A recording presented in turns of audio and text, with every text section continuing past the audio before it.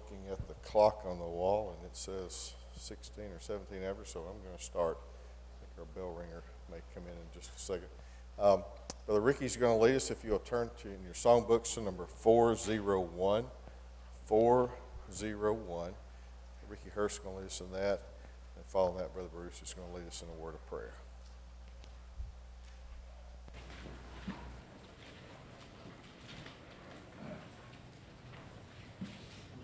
First and the last verse.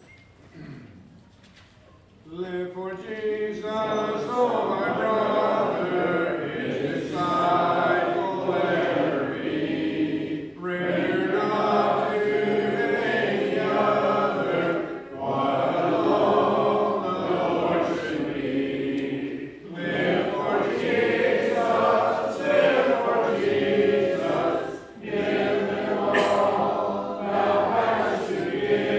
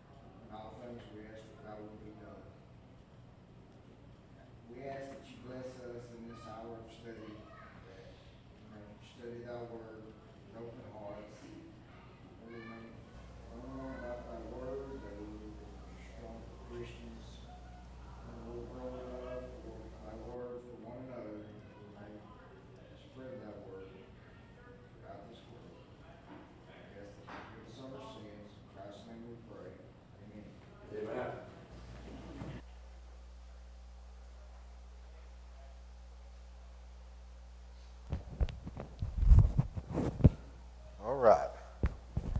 Thank you for being with us in our class this morning and staying for Bible study. Appreciate you doing that.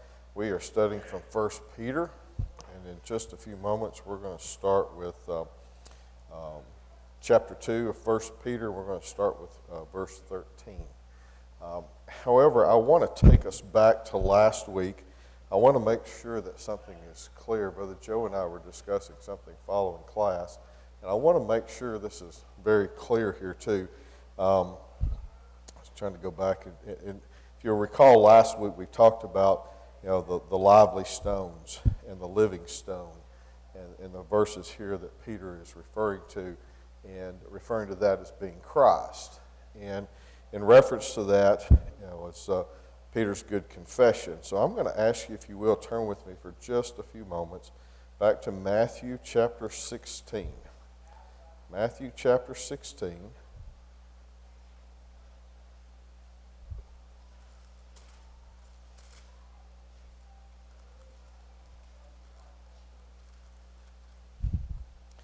And we're going to read verses 13 through 18.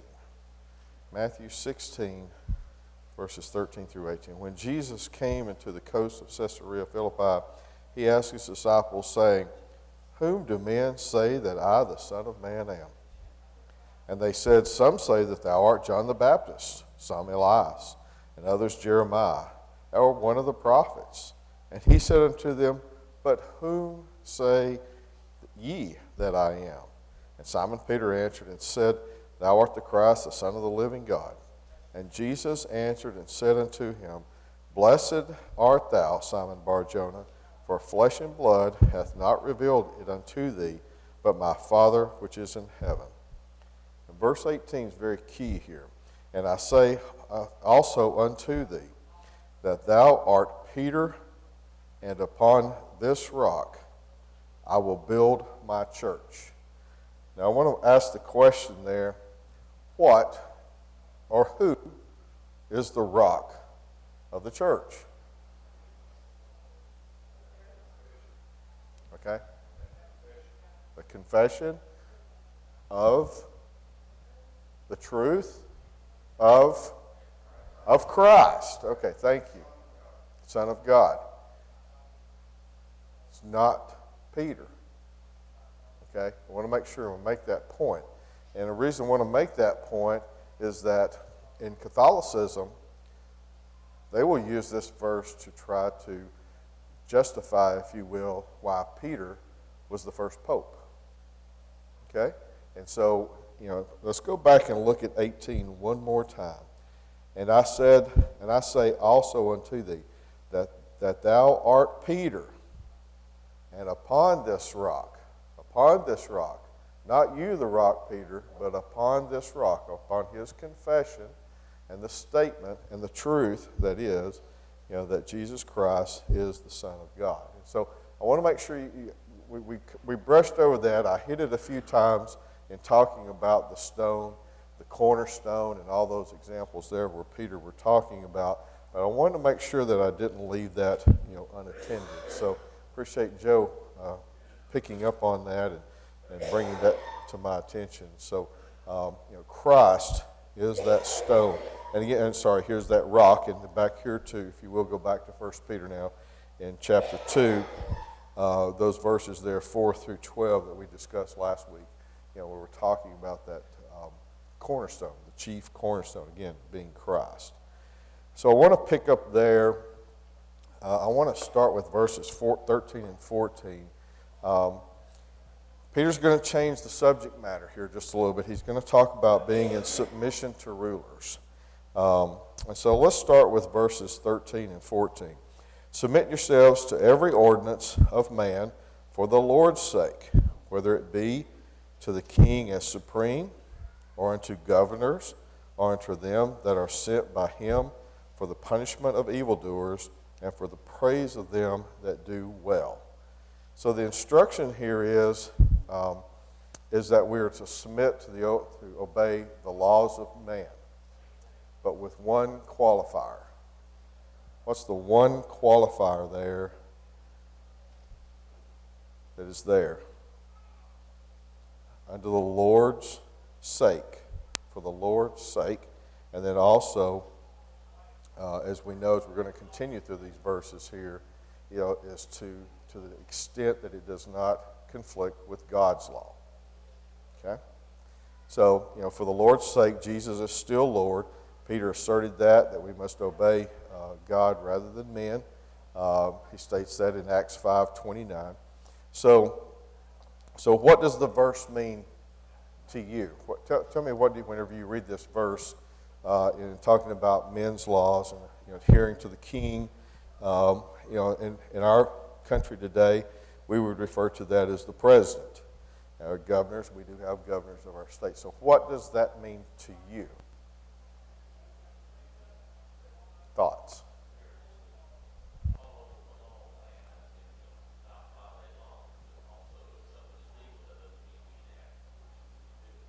Exactly. Okay. Anybody else?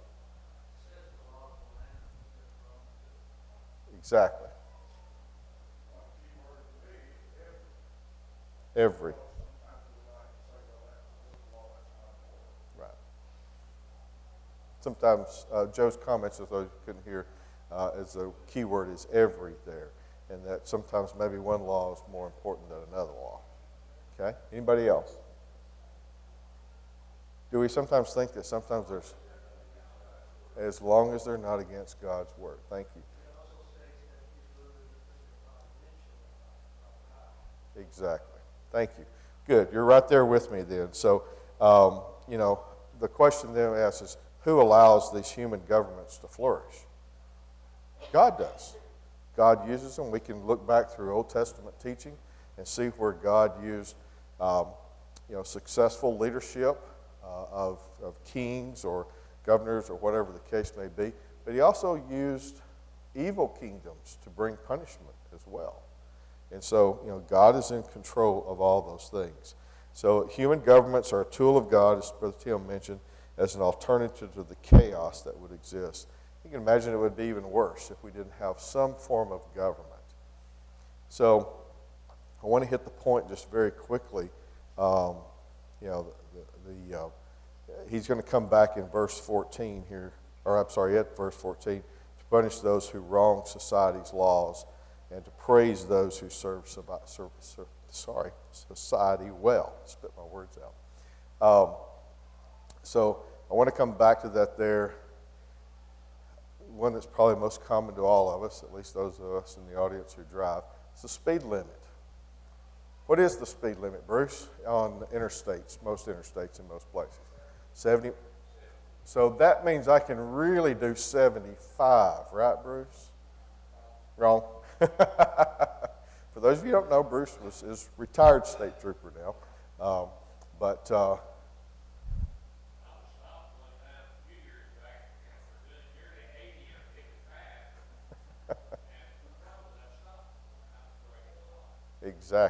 Exactly. So my point there, though, is that we don't catch everybody who's doing 75 or 71 or 80, whatever it was that Brother Stanley was talking about back there. And so we might not always get caught. But that's because the lawgiver for the speed limits is not omnipresent like God is, right? And God knows all sin. And so, we have to be knowledgeable and acceptable of those. Again, I'll go back, to those laws and things of the land. In our country today, abortion is legal. Does that make it right in God's law? No, it does not. And so there's this delicate balance, if you will, today. Sadly, I think our country has gone more another direction than they should have, and moving further away from God's law, really moving away from God is what I should say. And so it's really up to us, to try to continue to instill that. And Peter's going to speak to that, so I'm going to continue on here. Let's go ahead and pick up verse 15. For so is the will of God, that with well-doing he may put to silence the ignorance of foolish men. So the will of God, he's picking up from those previous verses, 13 and 14, on using the human governments, and by involving ourselves as law-abiding citizens, participating, at least for us, in our country, the democratic process, while being faithful Christians, we should be able to influence those who pursue foolish ideology, right? If we're living a faithful life to God's Word, we should be able to influence those people, right? We live in a democracy. We vote for them, don't we? Sadly, what happens? Someone tells us what they're going to represent or how they're going to represent us, and then perhaps when they get to that role, they don't always do that. And so, that's where we have to try to hold them accountable. We do live in a democracy. Our vote does count. I think we have to remember, just like Isaiah thought that he was all alone, God, I think we look around, I think that's one of the benefits of having a church family, is knowing that we're not alone, certainly in times of illness and grief and things like that. But I think even in times, when our government and our country is really in turmoil, there are probably very few times in our country's short term of existence, compared to the rest of the world, for the United States, there's always been some type of turmoil, there's been some type of war, there's been some type of illness or disease, and that's going to continue. I think it's a little bit humorous. To me, it seems like every election we have now, this is the election. This is going to be the. It's like every election. It's like, no, it's just another election. God's in control of that, and but we need to do our part. So one of the best ways to meet the accusation of our enemies is what Peter's saying here, is to live a life of strict integrity, and that's not easy for wicked people to respond to.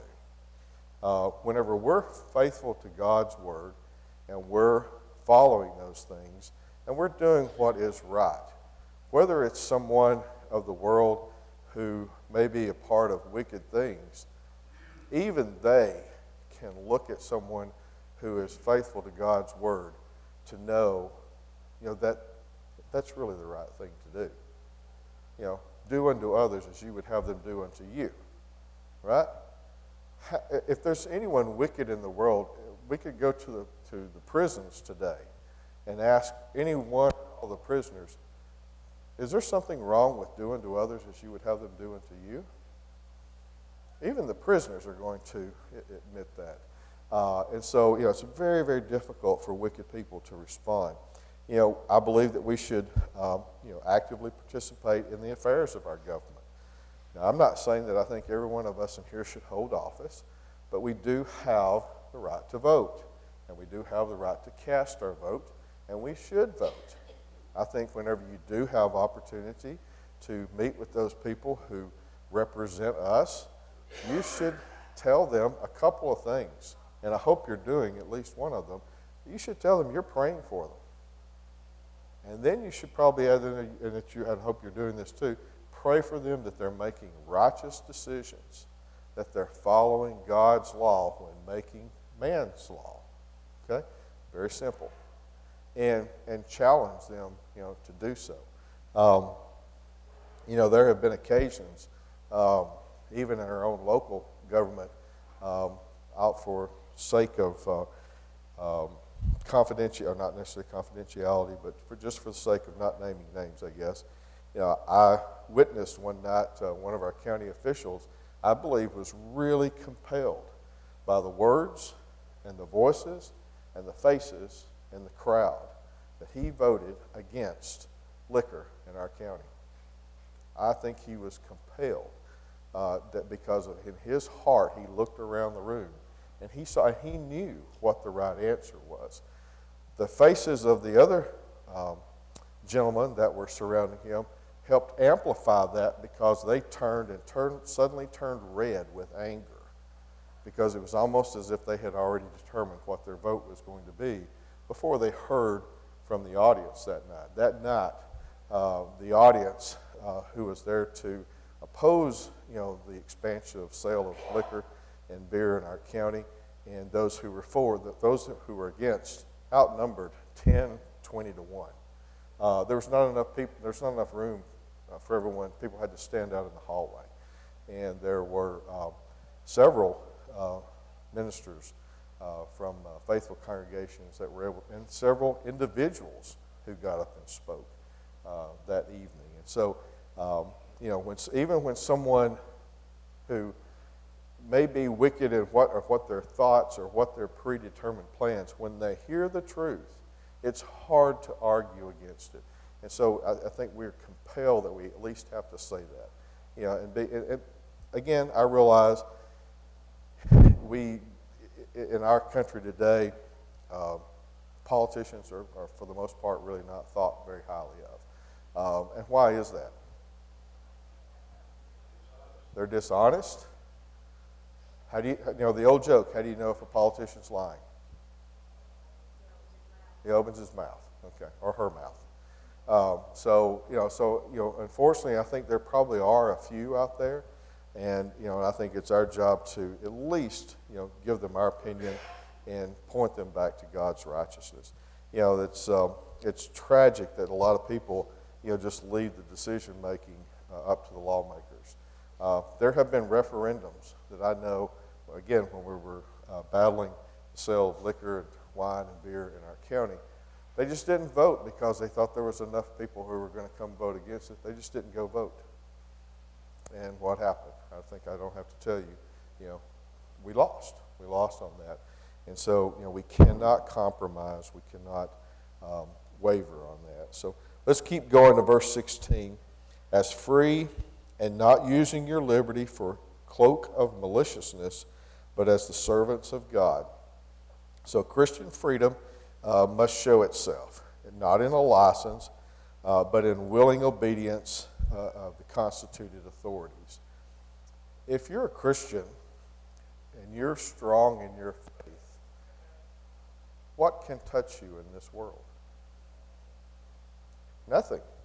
I mean, yes, you may encounter harm. You may encounter persecution. But if you're faithful, we're looking all to the eternity, right? This world is such a brief, I look around the room. I know some of you are older than me and some of you are younger than me. But the older we get, doesn't it seem like this life was so short? I know when you're 18, it seems like you're going to live forever. When you're 56, not so much. So I think we have to really consider that and think about our influence that we can have as Christians in our freedom and our faith. No Christian, as Peter makes here, should make the mistake that the nature of a Christian liberty is to think that ourselves are exempt from laws or statutes. Just because I'm a Christian, I'm a faithful Christian, I show up here at the building at every service, and I study, and that does not, in his words, give a cloak of maliciousness. It's not for us to give a end judgment, if you will, to that person or people, if you will. It's very easy for us to do that often, and that we have to still allow them the time and the opportunity. Often we heard it said in prayers, and I hope you would pray that it too, that we have time to speak to and convert to those who have not heard the gospel and those who are disobedient to it, because they could have that opportunity, they could have that change of heart. And so we're not to use it again, as Peter says, as a cloak of maliciousness. Being a Christian does not give us the right to take vengeance against others, to refuse to pay taxes, or to take things from other people in the name of God. And there have been very zealous people in the past who have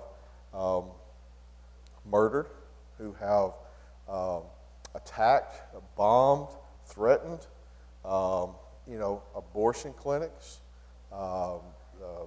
areas of the LGBT, I've lost all the letters, but anyways, you know what I'm talking about. And that's what Peter is saying here. Giving us that, we're not to have that cloak of maliciousness that we are to bring judgment to them, or that we're to take their lives or to cause harm to them. And I'll go back to the example, if I am trying to convert someone, if I start out with this pointed and telling them how wrong they are, what is my likelihood of converting them? Very little. One thing is they see this right in their face, and the other thing is they see me saying you're wrong. Okay? The best thing is to start right here and let God show His grace, the righteousness that they can have, and the opportunity that they have. Leave this in your pocket, okay? And take you out of and let God speak for them. So that's very, very key when we're doing that. And again, I think that's what Peter is really trying to tell them here. Let's continue on with verse 17. Verse 17, honor all men, love the brotherhood, fear God, honor the king. This sounds like something you'd see at the end of a book, the end of the book of the Bible. It's actually in part, the fear of God portion at least is from Solomon in Ecclesiastes chapter 12, verse 13. But I think Paul here is trying to make, 4 quick statements as if he's speaking this to them. Honor all men. does everyone who is living today have the opportunity to obey the gospel? Sure. Every single man and woman have that opportunity. As long as there's breath in their lungs, they have that opportunity. And Peter's saying, honor those people. He's especially saying, love the brotherhood. Especially those of the Christian faith that are there with them to the letter that this is being written to. And again, I'll remind you, many of these Christians are now beginning to be persecuted. We talked about that a little bit a couple of weeks ago, or maybe 3 weeks ago. And so he's reminded to love each other. Again, fear God, and then to honor the king. This is a reference back to Matthew 22 and verse 11, where Jesus was asked about paying homage to Caesar. And of course, Christ's response, render to Caesar that which is Caesar, render to God that which is God's. And so, again, he's trying to sum up part of his statement there. So let's keep going. One more verse here, verse 18. He's going to change the subject just a little bit here. He's going to continue to move forward. Servants, be subject to your masters with all fear, not only to the good and gentle, but also to the froward. So the instructions here were those who were slaves. So it's kind of hard for us to imagine this today, but can you imagine as we meet for worship services this morning, as we meet in this Bible class, if there was slavery and you're sitting on this pew right here and the slaves you own are sitting there with you on the same pew, or you're a slave and you're sitting there with your master. So that's got to be awkward at best, because who is our Father?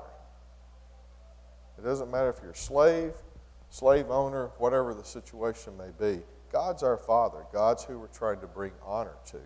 And so, again, imagine being owned by another person who may be kind and caring, or they may be the opposite. The slave, maybe you think the slave master that you're owned by is not kind, is not cooperative. That's a lot of the congregations and that came out of, especially we still have a few here, congregations that are primarily African American. They were started by white men and women who wanted to have an opportunity for African Americans to have a church. Again, that was still during a time of desegregation, and so they were helped be started. And it has a lot to be said that if someone who owns slaves is bringing the slaves to worship. Now, if you're a slave master, most time, again, in Bible times, but as we even think through, being a slave, what were slaves to you if you owned slaves? Possessions, their property, their labor. Basically all you had to do was care for them, make sure they were fed, and that was about it. And not a whole lot more after that. So the instructions here that they are to be in subjection to them and do as they instruct you to do. And so again, that was one of the things I mentioned last week, that the church is under a lot of persecution. And right now, one of the things that they're being persecuted, they're being accused of, is that the church is teaching people to not obey their slave masters. And let me back up just a little bit. Are these people necessarily, all of them, they're slaves because they were captured and forced into slavery? No. Some of these are indentured slaves, meaning that they had some debt. There was some where they had some debt that they had to pay, and this person is paid that debt, and now they're basically working off their debt. So, for example, if I had some debt that I owed, I may come over here and ask Brother Joe, if you'll pay this debt for me, I'll work for you for free for the next 5 years. Okay?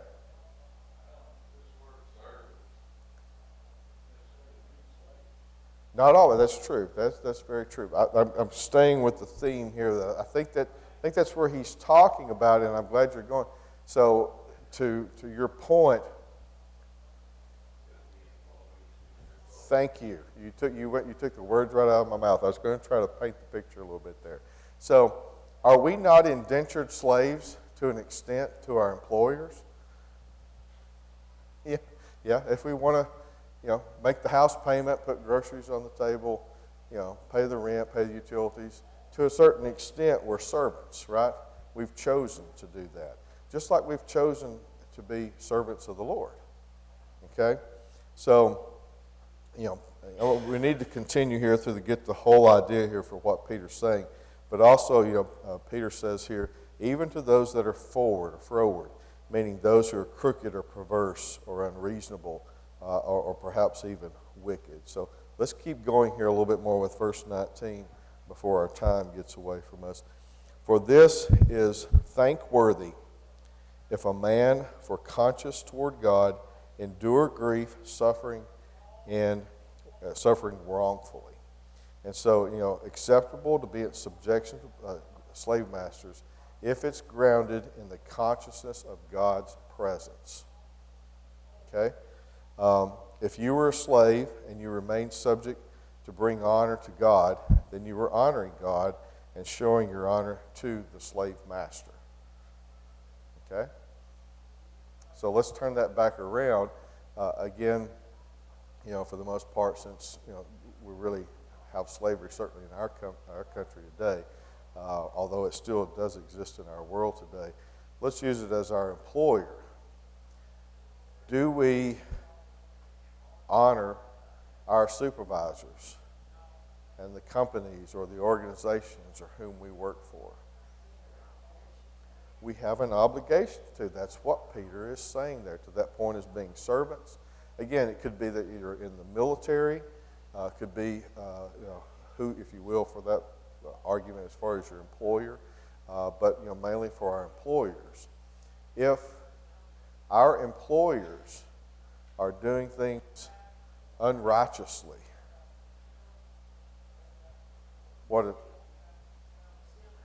we still have an obligation to do our part and do what's righteous. But we also have one other thing as employers, and different from being a slave. We can walk away, can't we? I have a good friend of mine, his father always told him, you always vote with your feet.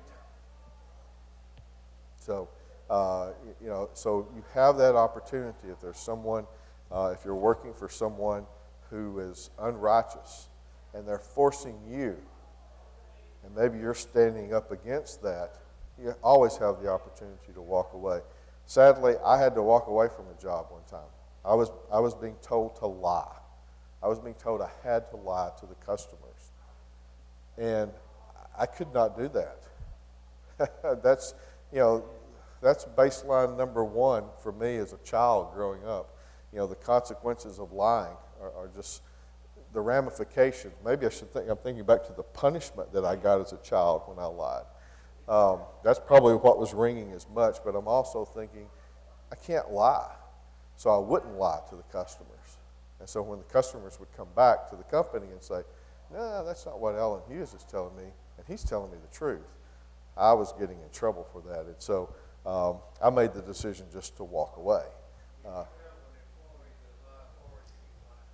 Exactly. Brother Leonard made a good point. If you have an employee that will lie for you, he or she will lie to you. And so, it's not a good practice. Does that still happen today? Yes.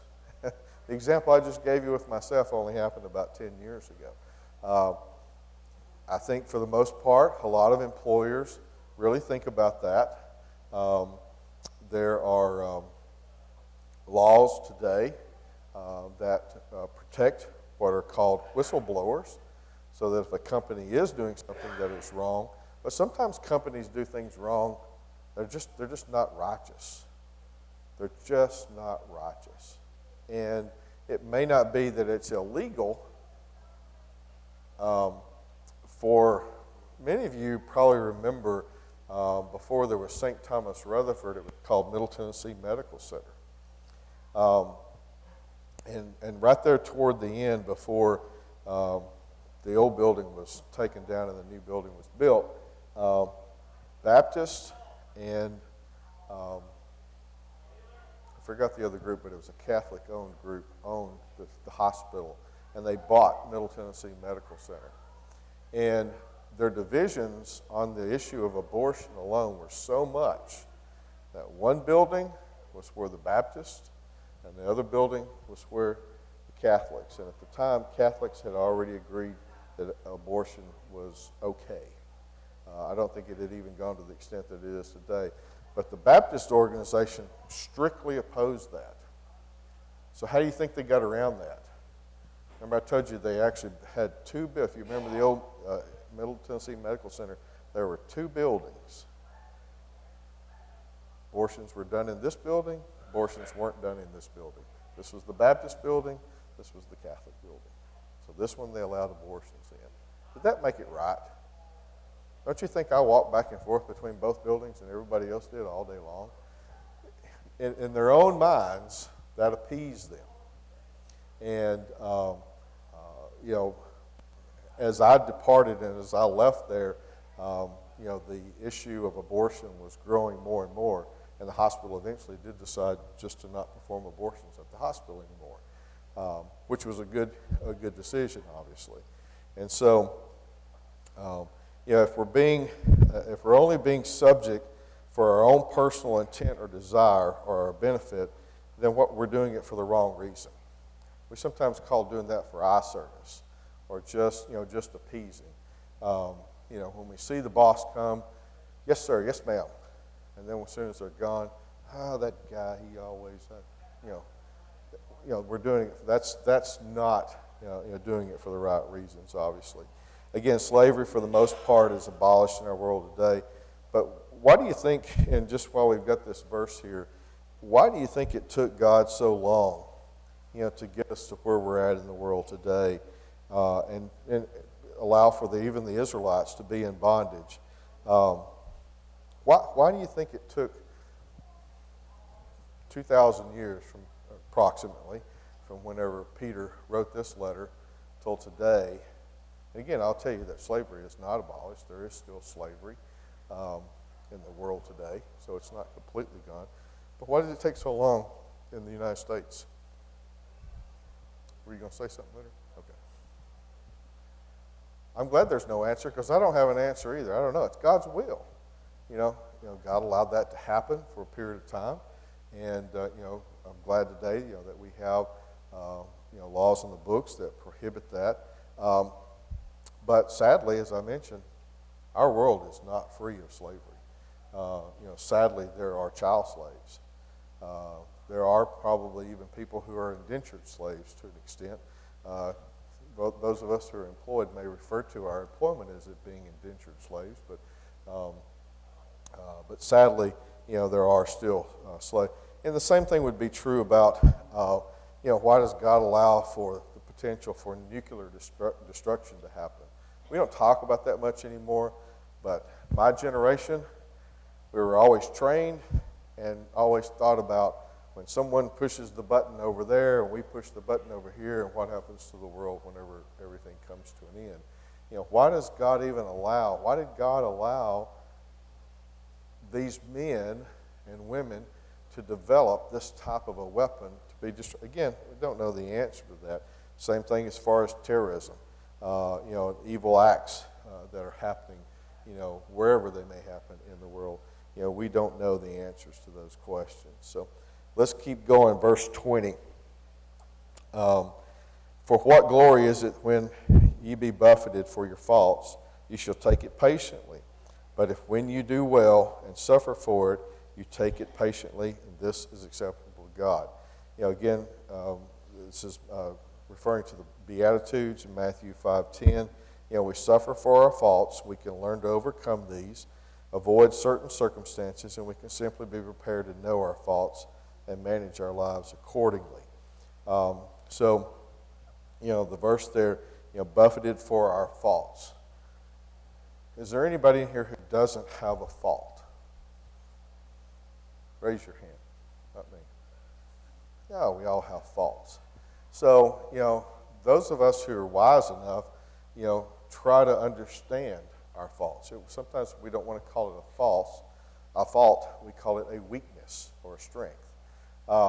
And so we learn to, and maybe that weakness is something that you cannot overcome.